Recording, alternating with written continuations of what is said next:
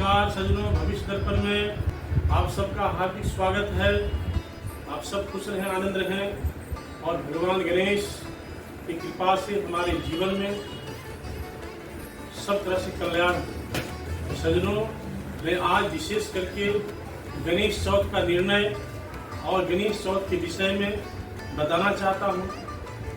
और इनका तो बहुत बड़ा कहानी है गणेश उत्पत्ति के विषय में, क्योंकि मैं सिंपल भाव में थोड़ा सा बता रहा हूँ किस दिन करें और इस दिन क्यों करें। तो सज्जनों, गणेश चौथ आपको एक्चुअली 26 तारीख मंगलवार को 26 तारीख मंगलवार को गणेश चौथ आपको जो है सो आ जाएगा दिन में 12:40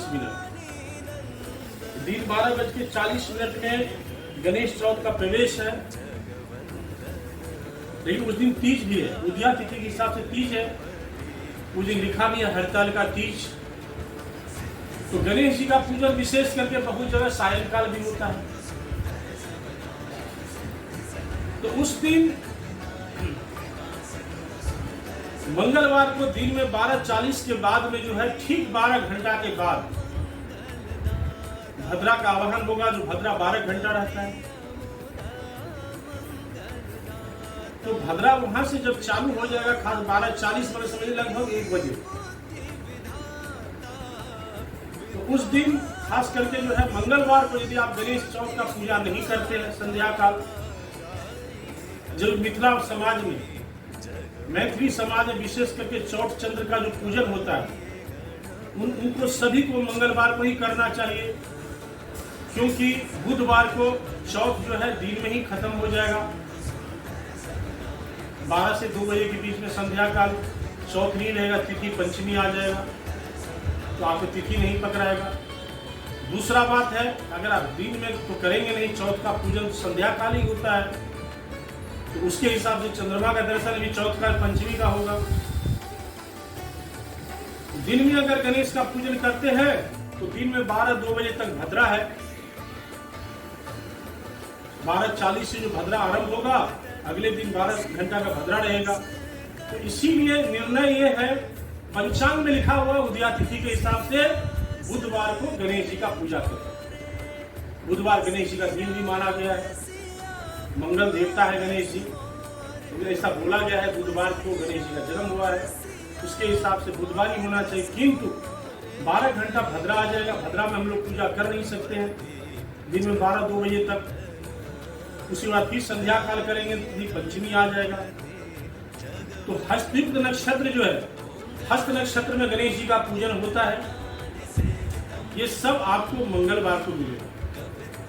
मंगलवार अगर आप दिन में 12:40 के बाद गणेश जी का पूजन करते हैं, संध्या काल करते हैं, कोई भद्रा नहीं मिलेगा, कोई विपरीत तिथि नहीं मिलेगा, और रात 12-12:30 बजे तक आपका कोई भद्रा का लेख नहीं।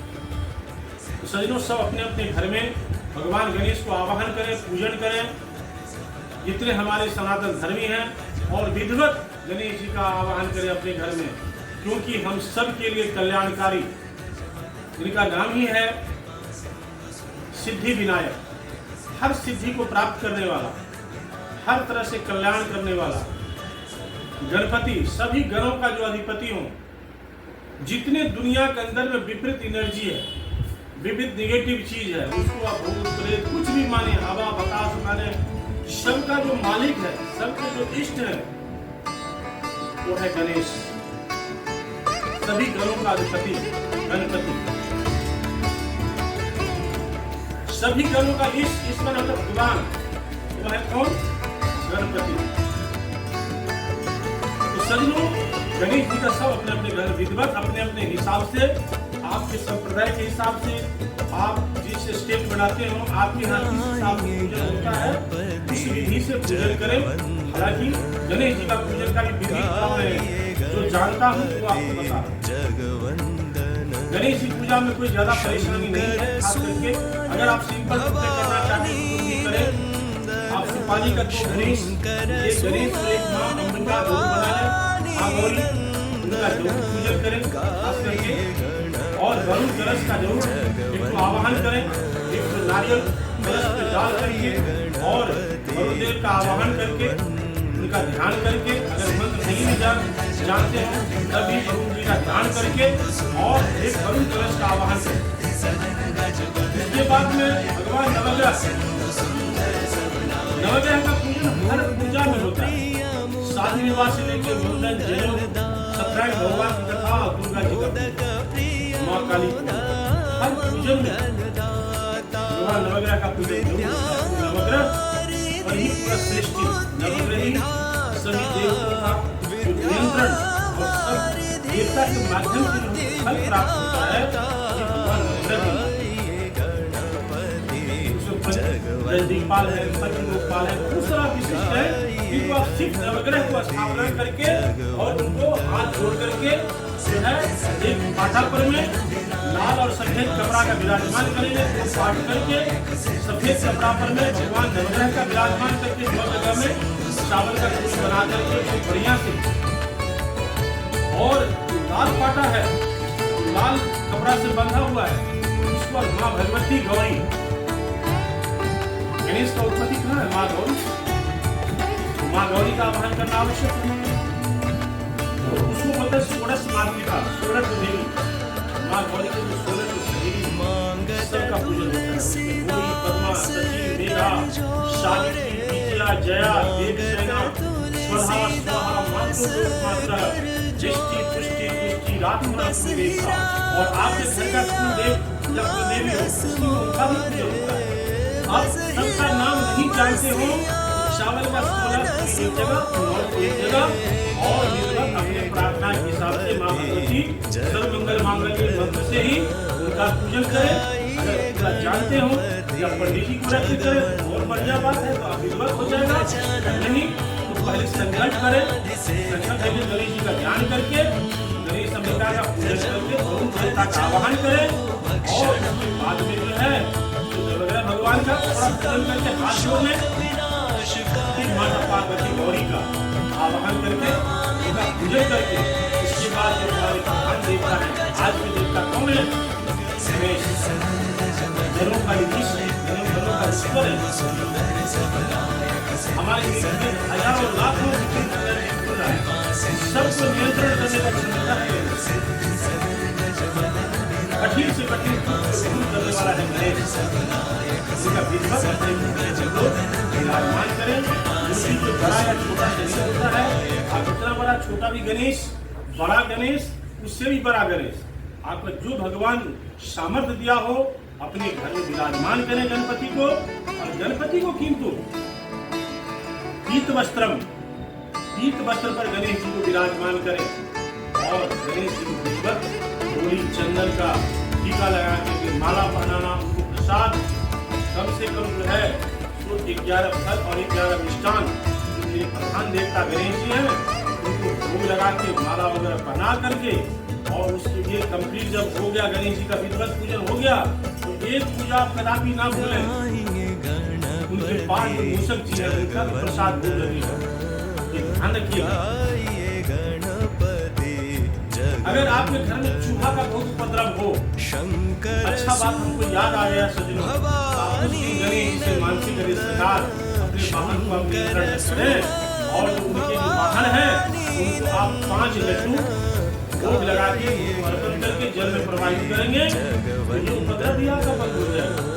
ये आप करके देखिए, इसको बहुत ही महत्वपूर्ण है। तो सज्जनों, इस वीडियो को पूरा देखें। ये सब पूजा कंप्लीट होने के बाद आप भगवान शिव का आराधना करें, भगवान शिव का। तो जब तक शिव का पूजन नहीं होगा तब तक गणेश गणपति को संतुष्टि नहीं होगी। भगवान शिव का पूजन करें, जिस तरह सूक्ष्म रूप में पूजा का बहुत सारा उपचार है, षोडशोपचार, पंचोपचार, दशोपचार, राजोपचार, आप जितना सीमित हो और जितना बेहतर हो आप कर सकते हैं। इसका बेहतर रूप से आप पूजन कर सकते हैं। जब पंडित जी आपके यहाँ हो और अपने आप पंडित जी बैठक से कराएंगे, हर पंचोपचारण वेद मंत्रों से कराएंगे। अगर कुछ भी नहीं जानते तो सिंपल रीति में बताया हो, इस तरह भी आप होली चंदन, गुलाल, सुगंधित द्रव्य ये सब लगा करके गणेश जी को विधिवत संध्या काल अगर दिन में टाइम नहीं हो तो रात को शांत के आप गणेश जी का आह्वान करें, अपने घर में पूजन करें और विधिवत प्रसाद से हाथ से आमंत्रित करें, प्रसाद ग्रहण करें। क्योंकि गणपति का काम है जोड़ने का। अगर उस दिन आपको किसी से झगड़ा हो गया हो, अशांति हुआ हो, अगर उसको भी आप निमंत्रण करते हैं तो उसे भी कृपा बढ़ जाए। गणेश का यही काम है। सज्जनों, आप सभी अपने अपने घर में भगवान गणेश को आह्वान करें, गणेश चौथ के दिन और विधिवत पूजन करें। और मैं जो दिन बताया हूँ आपका जो है मंगलवार को दिन में 12:40 से लेकर के और बुधवार तक गणेश जी का है। अगर दिन के हिसाब से या तिथि के हिसाब से करना चाहते हो तो आप बुधवार को करें। बुधवार को दिन में 12 बजे तक खतरा है। आप अपने अपने घर में अगर पंचांग हो जरूर बना लें। इसीलिए मैं ये निष्कर्ष निकाला हूँ मंगलवार को गणेश जी का पूजन 12:40 के बाद से करके रात में 12:40 के बाद ही भद्र आएगा। तो आप सज्जनों, इतना ही मेरे लिए है। आप सभी हमारे हिंदू सनातन धर्मी हैं। मैं सबको आग्रह करूंगा गणेश जी का आह्वान करें और उसका संपूर्ण लाभ उठाएं। नमस्कार।